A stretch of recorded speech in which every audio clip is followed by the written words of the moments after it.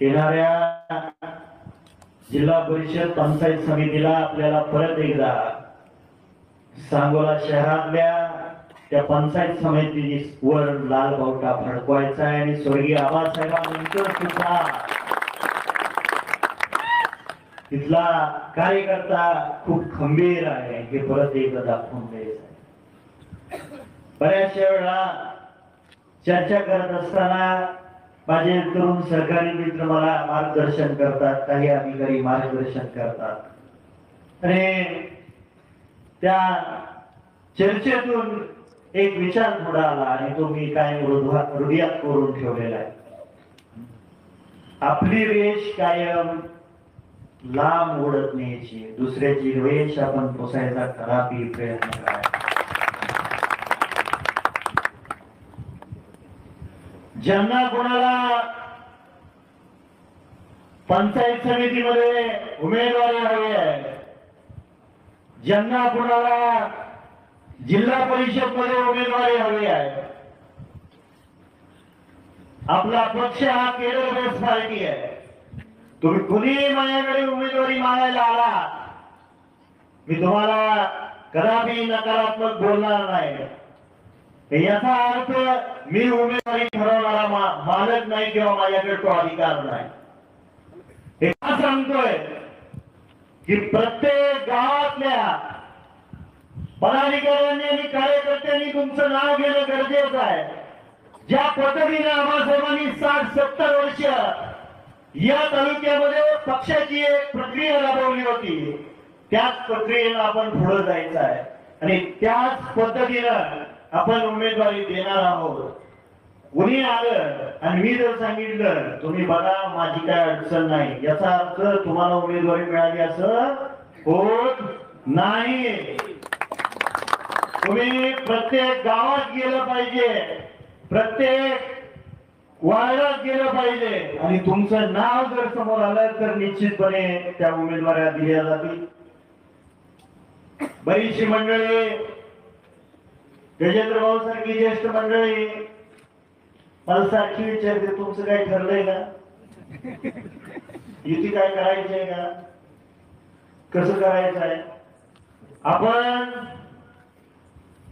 हा शेतकरी कामगार पक्ष आहे, आपल्याला स्वबळावरती या सर्व निवडणुका लढायच्या आहेत। परिस्थिती कशी येईल, ज्येष्ठ मंडळी परत माझ्यावर कसा दबाव टाकतील त्याच्यावरती पुढचा निर्णय घेतला जाईल, पण आपल्याला स्वबळावरती तयारी करणं गरजेचं आहे। दुसरी गोष्ट, कुणीही कोणाच्याही दादागिरीला भ्यायचं काय कारण नाही। बऱ्याचशा गोष्टी बऱ्याचशा गावामध्ये मला ऐकायला आल्या, माणिकराव मी तुमच्या पाठीशी आहे, काळजी करू नका। या तालुक्यात मी जोपर्यंत जिवंत आहे तोपर्यंत शेतकरी कामगार पक्षाच्या कार्यकर्त्याला दिवसायला कोणी जाऊ नका। पत्रकार बंधूंच्या माध्यमातून मी सर्वांना विनंती करतोय आणि कार्यकर्त्यांना विश्वास देतोय, तुमच्या केसाला सुद्धा धक्का लागणार नाही।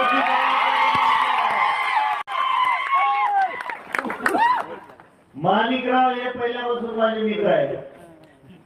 माणिकराव शेतकरी कामगार पक्षाचे कार्यकर्ते नाहीत, पण माझं त्यांच्यावरती प्रेम आहे आणि त्यांचं माझ्यावरती प्रेम आहे, एवढं लक्षात ठेवा। या ठिकाणी मी लोकप्रतिनिधी आहे, कुठल्याही गोरगरीब जनतेवरती अन्याय होणार नाही याची दक्षता घेणारा हा शेतकरी कामगार पक्षाचा कार्यकर्ता आहे। बऱ्याचशा वेळा तरुण सहकार्यांना विनंती आहे, मागच्या 2 दिवसापासून माझ्याकडे स्क्रीनशॉट काढून येत आहेत व्हॉट्सअपचे स्टेटस, कोण काय ठेवतोय, कोण काय ठेवतोय, कोण काय। दादा ही शेकाप आहे, तुमच्या स्टेटसला उत्तर देणार नाही, पण रिंगाण आलं गोष्टी धरले तर तुम्हाला ते उत्तर दिलं जाईल, एवढंच लक्षात ठेवा.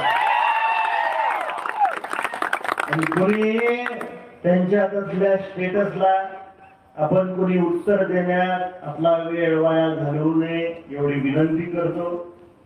निश्चितपणे आपण सर्वजण या ठिकाणी मोठ्या संख्येने उपस्थित राहिला. माझ्यासारख्या तरुण कार्यकर्त्याला तुम्ही उठू नका. तरुण कार्यकर्ता या तरुण वयामध्ये किती संघर्ष आहे. गजेंद्र भाऊ सारखं नाव घेतो म्हणजे काय सोपा काका तुम्हाला सगळं मी बोलतोय काय काय त्रास आहे. शिवाजीराव तुम्हालाही माहित आहे, पहिल्या आठवड्यापासून चालू झालं. बाबासाहेब बिघडले, कोण उचलत नाही, कोणाला नीट बोलत नाही, आणि पहिल्यासारखं राहिलं नाही, आणि आम्हाला काही विश्वासात घेत नाही. अरे बाबांनो, आता 11 महिने संपले, वर 3 दिवस झाले. 11 महिन्यात या तालुक्यात असं काय घडलंय की ज्याला विश्वासात घ्यावा लागतंय. मला सांगितलं गजेंद्र भाऊने, सुनाचं उदाहरण दिलंय, तर मी दुसरं उदाहरण देतो.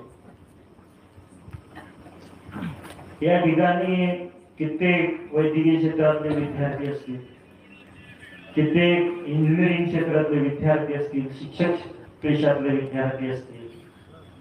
बाबांनो, पहिल्या वर्षी तुम्हाला सगळं 100% ज्ञान येतं आणि सगळं जुळतं असं होत नाही. आता तुम्ही रिंगणात आलाय, तुम्हाला किती जुळतंय, किती कुणाला गोड बोलताय या शिव्या देताय हे आम्हाला माहित आहे. त्याच्यामुळं कदापि माझ्यासारख्याला किती बदनाम करा. पण सगळ्यात वाईट गजेंद्र भाऊ सुद्धा यांनी पूर्ण केलं.